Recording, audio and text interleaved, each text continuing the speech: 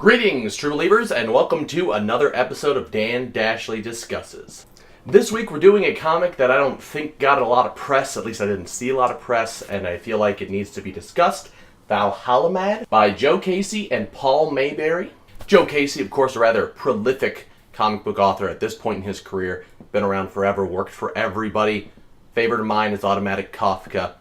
Paul Mayberry also has a number of titles under his belt. So it looks like it should be a good collaboration coming together with, not a bunch of rookies starting fresh out of the gate.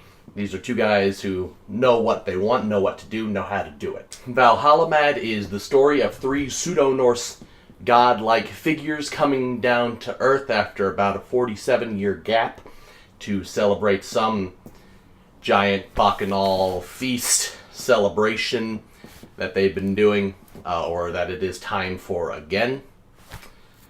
I say pseudo-Norse because Joe Casey goes as close as possible to a Norse tradition with these guys without out and out saying, hey, this is totally not Thor and totally not, a Norse story. But you get the feeling that it is a Norse group of men that you're dealing with. The book itself follows some rather cliche, stereotypical God comes to Earth, not everyone likes them style storyline. Some people are happy to see him, some people aren't. They indirectly cause a plane crash when they first arrive. They then save the plane. So right out the gate, boom, they're getting some mixed reviews. And it sort of follows that pattern when they go to the bar, when they go to some guy's backyard. It's basically the first issue setting up that, hey, these guys are popular with some, not popular with others. Goes on to try and set up just some of the lore about their universe and why they are there. And Joe Casey does a good job of really explaining who these guys are. They each have distinct voices. While they aren't the most original voices in the world, they certainly are distinct from one another. In addition to that, the book does lay out some interesting stuff on the horizon that maybe stuff isn't going the exact way that these guys are planning or the way that they are saying that it will. So, in that regard, the writing does keep a good pace with some good characters and a rather interesting premise, at least. Paul Mayberry brings forth a kind of simple art style for this one. It's not overly complex, and the colors tend to be a bit flat.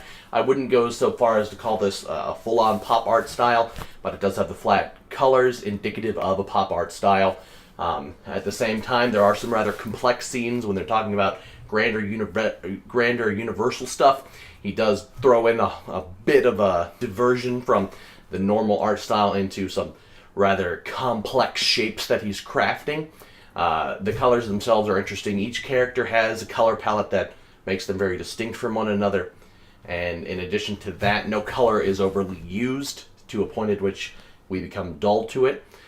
There are some interesting artistic choices, such as the alcohol that these men drink have a pattern that isn't like any earthly alcohol, and that makes it rather distinct. It makes it more interesting to us, and I think that's a good decision. In addition to that, the characters themselves have very distinct profiles. While they are all just big, burly white dudes, from perspective of picking them out of a lineup, you would easily be able to do so. That really shows a mastery of the understanding of how these characters can be similar and yet distinctive at the same time. Overall, Valhalla Mad is a rather interesting book. At the same time, though, there are some pacing issues. It's kind of a slow first issue, and I'm not sure if the direction it's going to go is the most original direction. The art is appealing, but nothing groundbreaking. Paul isn't exactly shattering realms with his art, nor is Joe with the writing. It's overall looking like a book that might read better in trade format when it's all compiled into one collected issue that you can just go through all of, slam through, and make it a rather more exciting read.